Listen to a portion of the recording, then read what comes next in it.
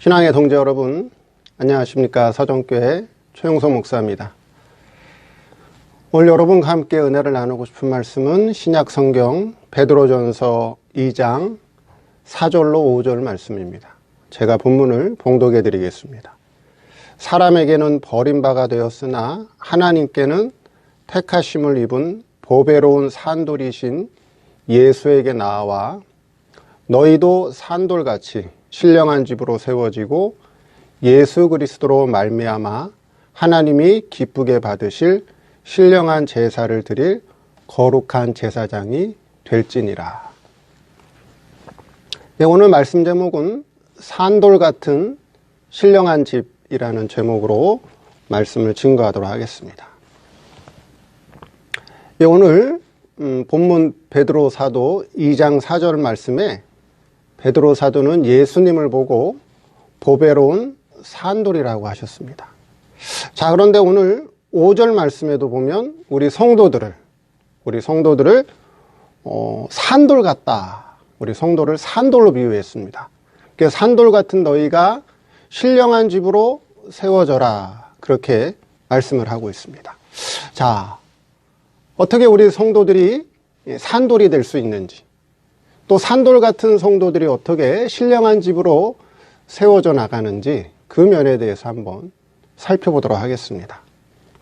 첫째, 너희도 산돌이다. 자, 4절 말씀에서는 베드로 사도는 예수님을 보배로운 산돌로 비유를 했는데요. 오늘 5절 말씀에는 우리 성도를 산돌로 비유했습니다. 자, 살았다라고 하는 의미, 그렇죠? 예수님을 보고 보배로운 산돌, 또 우리 성도를 보고 산돌 같다, 그렇게 말씀하고 있는데, 여기 살았다라고 하는 의미는 하나님과 생명적 관계가 이루어져 있다라고 하는 의미에서 살았다, 그런 의미가 된다 하는 것입니다. 즉, 예수님과 성부 하나님 사이는 생명적 관계로 연결되어 있다라고 하는 의미에서 살았다, 그런 의미가 된다라고 하는 거예요. 목숨이 살았다, 목숨이 죽었다라고 하는 그런 의미가 아니라 성부 하나님과 성자 하나님 사이에는 생명적 관계가 연결되어 있다라고 하는 의미에서 살았다, 그런 의미가 된다라고 하는 것이고요. 여기서 또 산돌이다, 그렇게 말씀하고 있죠. 여기서 돌이라고 하는 의미는 성경에서 예수님을 돌로 비유할 때는 보통 반석을 의미합니다. 반석. 반석이라고 하는 것은 눈에 보이는 돌은 작아 보이고, 또 겉으로 땅 위에 겉으로 드러나 있는 돌은 커 보이지 않아도 그 지하, 그렇죠? 돌의 지하를 보면 끝도 한도 없는 어마어마하게 큰 바위를 얘기할 때 반석이다. 그럼 반석이라 의미하는 의미는 뭐냐면, 반석이라 할 때 의미는 흔들리거나 변함이 없이 아주 튼튼하다, 기초석이 되었다라고 하는 의미에서 반석이라고 하는 의미를 가지고 있다라고 하는 것입니다. 즉, 예수님께서 하신 일, 예수님을 보고 보배로운 산돌이라고 하신 것은 예수님께서 이 땅에서 하신 속죄사역, 그렇죠? 예수님께서 이 땅에 오셔서 하신 일이 뭐예요? 성도를 구속하는 일이었죠. 성도를 구속하고 구원하는 일을 하셨는데, 성도를 구속하신 그 일은 반석과 같이 흔들리거나 변하지 않는 깊은 반석과 같은 뿌리를 갖고 있다. 그런 의미에서 예수님께서 하신 일이 산돌 같다, 그렇게 말씀하신 겁니다. 그러면 예수님께서 하신 일의 역사가 어디에 뿌리를 받고 있길래 반석과 같이 흔들리거나 변함이 없느냐 하는 것입니다. 즉, 예수님께서 하신 구속사역의 뿌리가 어디에 있느냐 하는 것이죠. 그렇죠? 그 구속사역의 뿌리, 그 구속사역의 근간이 어디에 있길래 반석과 같이 흔들리거나 변하지 않느냐 하는 것입니다. 즉 예수님께서 하신 구속사역의 뿌리는 어디에 있죠? 성부 하나님 세계에 있다라고 하는 거예요. 성부 하나님 세계에서 성부 하나님과 성자 하나님 사이에 속죄 언약을 맺으시고 그 속죄 언약의 사역을 감당하기 위해 성자 하나님에게 직분을 하나 주셨는데 그 직분이 뭐죠? 그리스도의 직분을 주셨어요. 그리스도의 직분. 즉 예수님께서 그리스도의 직분을 받았는데 그 그리스도의 직분의 뿌리가 누구라고요? 성부 하나님이다 하는 거예요. 성부 하나님과 성자 하나님 사이에 맺은 속죄 언약이다 하는 거죠. 즉 성부 하나님에게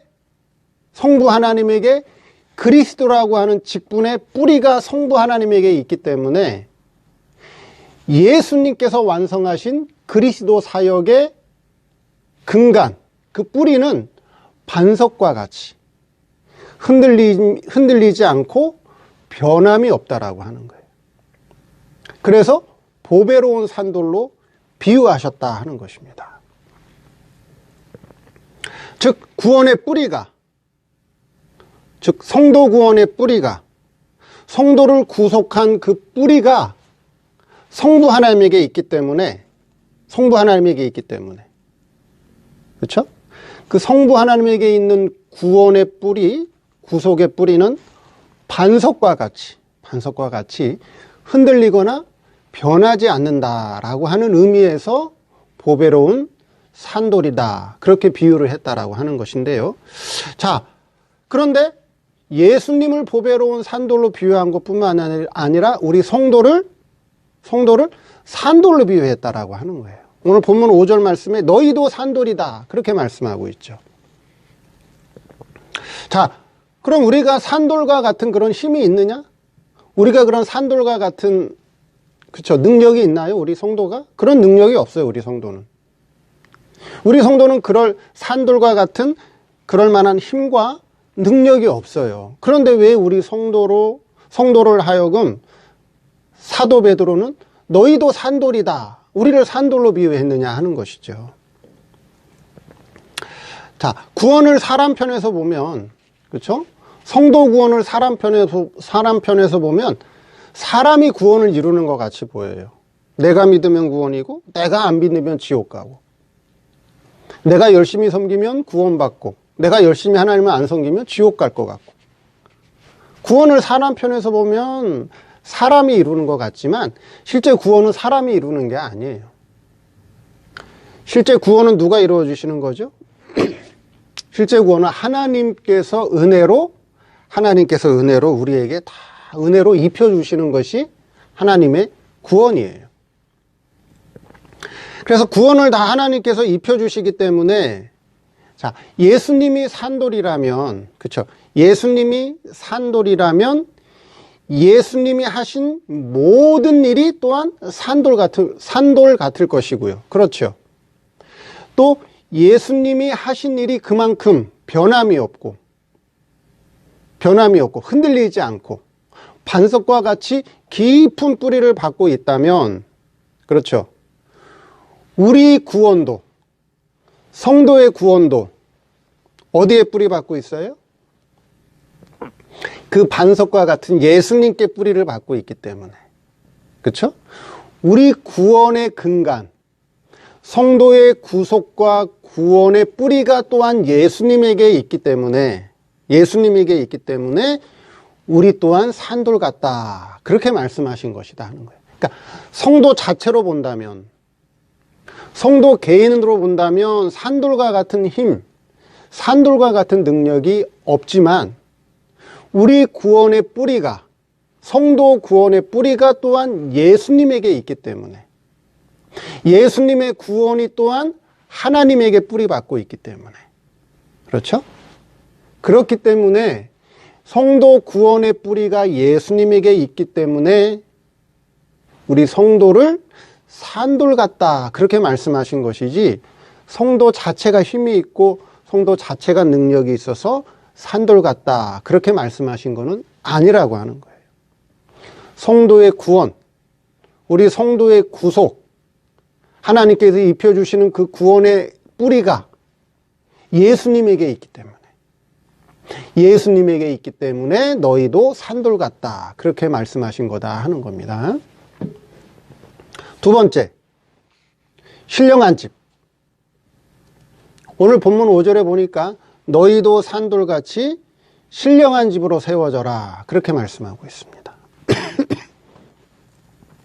사도 베드로는 우리 성도로 하여금 너희가 신령한 집으로 세워져라. 그렇게 말씀하고 있고요.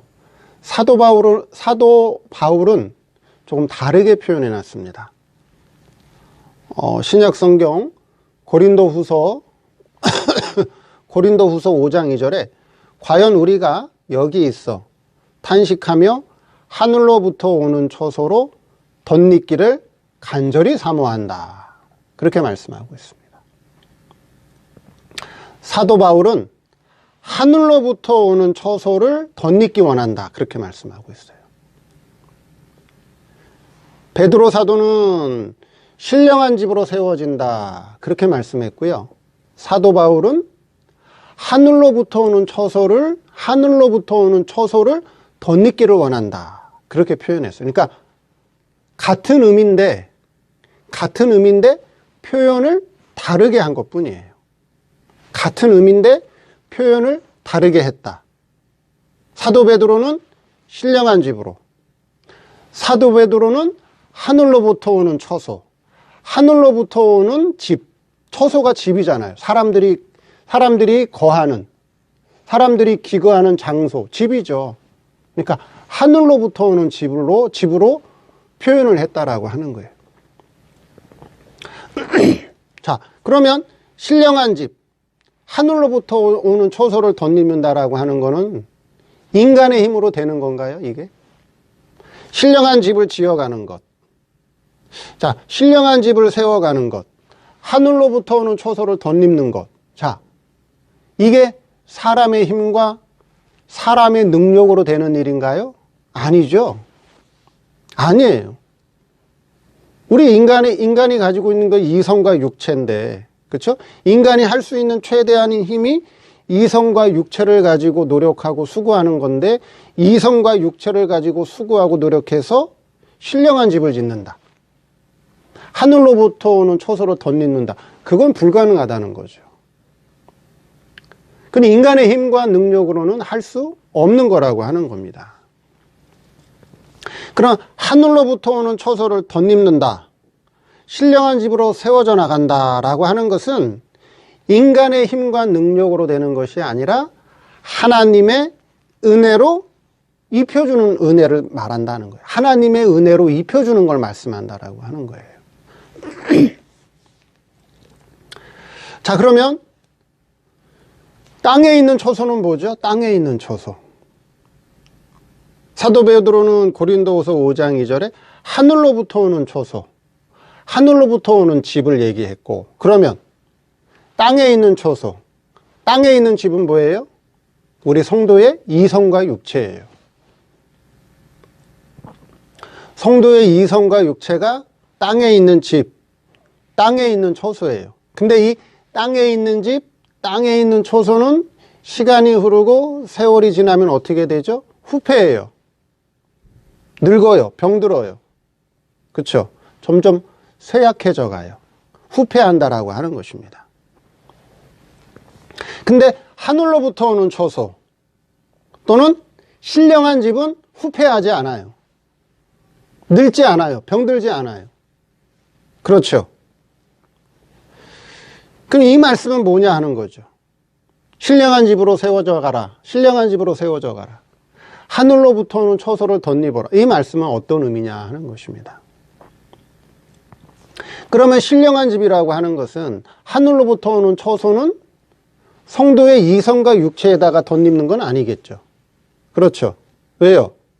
성도의 이성과 육체는 땅에 있는 집이고 땅에 있는 초소고, 성도의 이성과 육체는 후패하고 늙고 병들기 때문에, 쇠약하기 때문에 신령한 집과 하늘로부터 오는 초소를 성도의 이성과 육체에 덧입는 건 아니라고 하는 거예요. 그럼 누가 덧입는 거냐 하는 거죠.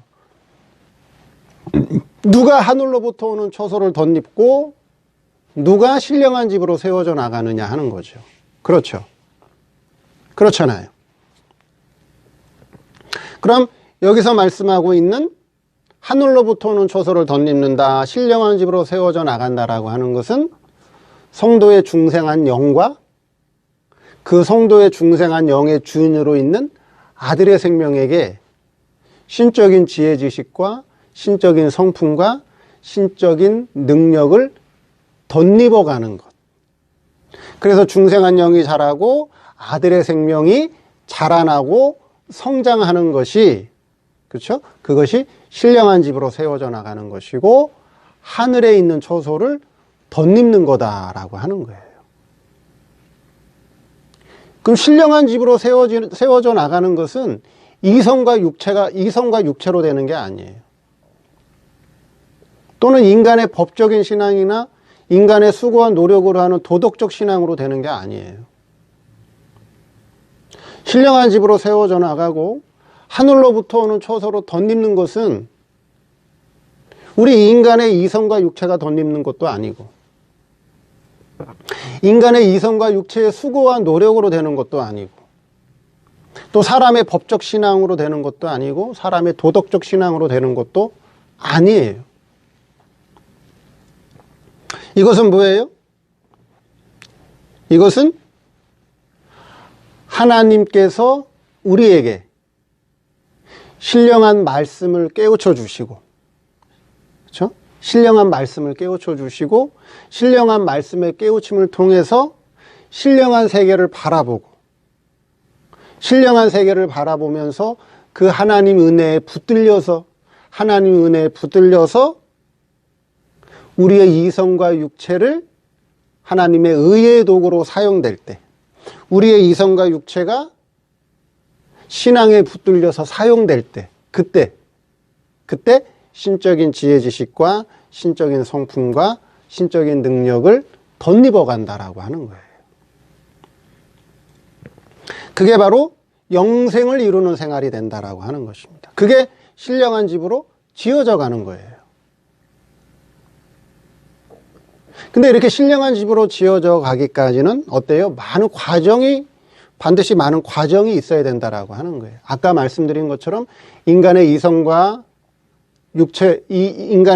몸으로 노력도 해야 되고 수고도 하는 과정도 거쳐야 되고 법을 열심히 지키고 명령과 금령을 따라서 열심히 살아야 되는 과정도 있어야 되고 도덕적으로 마음을 바르게 쓰는 과정도 있어야 되고 양심을 바르게 써서 다른 사람과 좋은 관계를 맺는 그런 과정도 분명히 필요하다라고 하는 거예요. 그런 과정이 없이 되는 게 아니에요. 그런 과정이 반드시 필요하다라고 하는 거예요. 그래서 신령한 집으로 세워져 가라. 하늘로부터 오는 초소를 덧입는다 하는 것이죠. 세 번째, 신령한 제사를 드려라. 그렇게 또 말씀하고 있습니다. 5절 말씀에 너희도 산돌같이 신령한 집으로 세워지고 예수 그리스도로 말미암아 하나님이 기쁘게 받으실 신령한 제사를 드려라. 신령한 제사를 드려라. 그렇게 말씀하고 있습니다.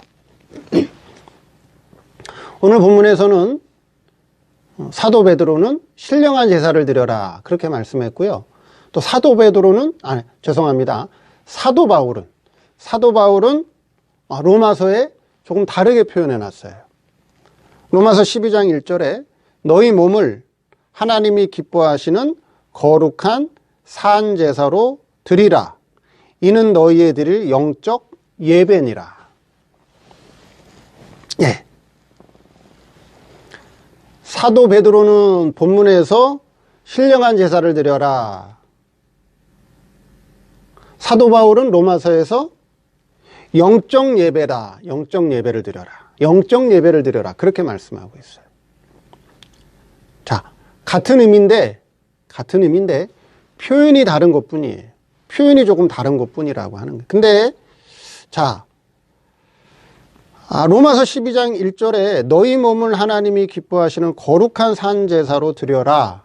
이는 너희에 드릴 영적 예배니라 그렇게 되어 있죠. 근데 영적 예배라는 번역이 그렇죠?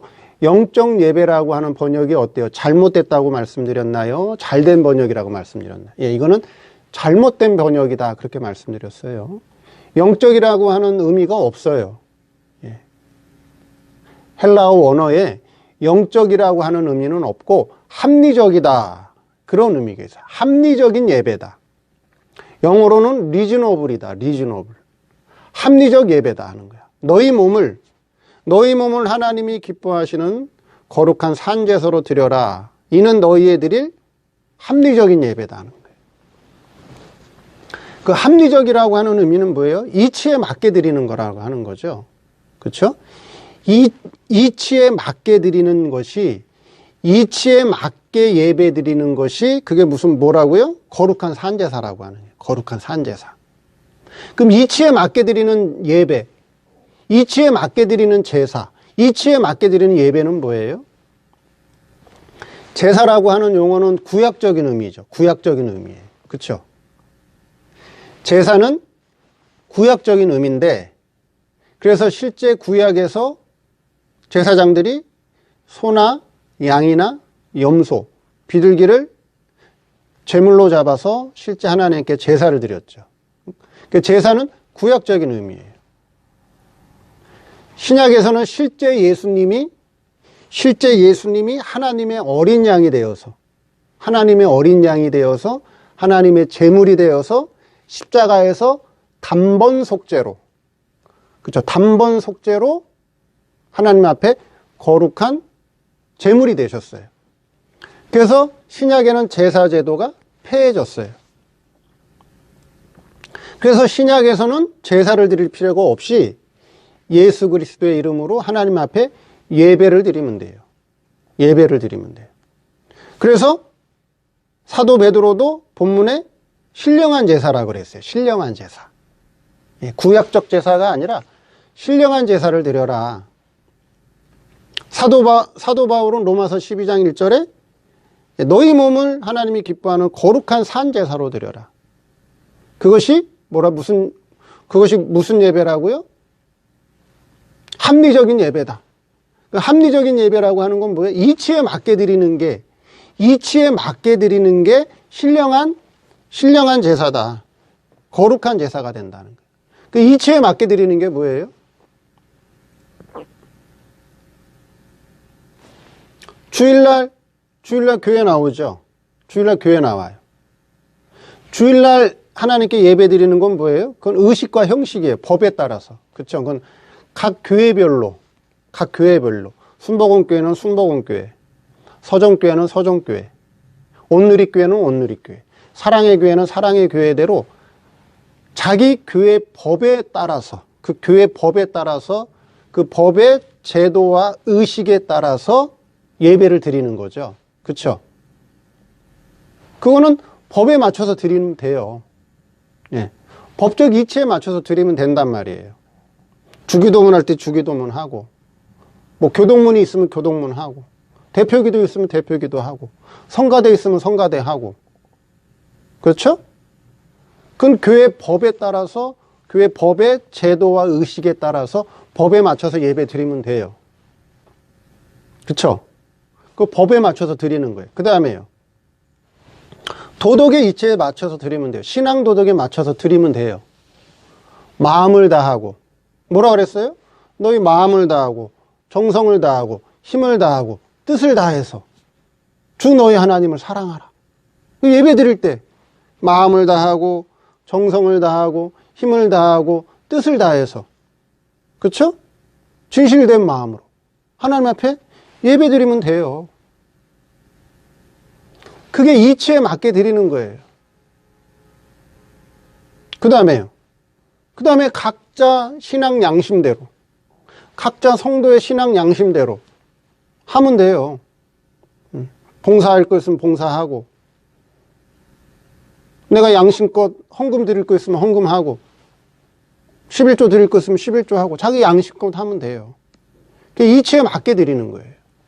이치에 맞게 드린다라고 하는 거예요. 자, 그건 주일날 드리는 거죠. 주일날. 주일날 드리는 거예요. 그럼 평소에는 어떻게 해요? 평소에. 우리가 주일을 지나고 나머지 6일 동안 세상 살아갈 때는 어떻게 드리는 거예요? 나머지 6일 동안 드리는 제사는 그때는 신령한 제사로 드리는 거예요. 신령한 제사. 그때는 거룩한 산제사로 드리는 거예요. 그러면 신령한 제사 또는 거룩한 산제사는 형식과 제도에 얽매이는 제사가 아니에요. 형식과 제도, 의식에 얽매여서 드리는 제사가 아니에요. 신령한 제사, 거룩한 산제사라고 하는 것은 하나님과 하나가 되어서 내 생활 속에서, 내 삶 속에서 하나님과 하나가 되어서, 아까 말씀드렸죠? 우리를 뭐라 그랬어요? 거룩한, 우리를 산돌이라고 그래서 산돌. 우리가 산돌이에요. 하나님과 관계가 끊어지면 안 돼요. 그렇죠? 예수님을 보고 보배로운 산돌이라고 그랬단 말이에요. 예수님이 이 땅에서 살아가실 때 하나님과 생명적 관계가 끊어지지 않았어요. 우리를 보고 산돌이라고 했어요. 그러면 우리도 어떻게 살아가라는 거죠? 예수님과 관계가 끊어지면 안 된다라고 하는 거예요. 하나님과 늘 관계를 맺고 살아라. 어떤 사건이 오든 어떤 환경이 오든 어떤 존재가 오든 늘 하나님을 앞세우고 예수님을 앞세우고 예수님과 생명적 관계를 맺고 살아라는 거예요.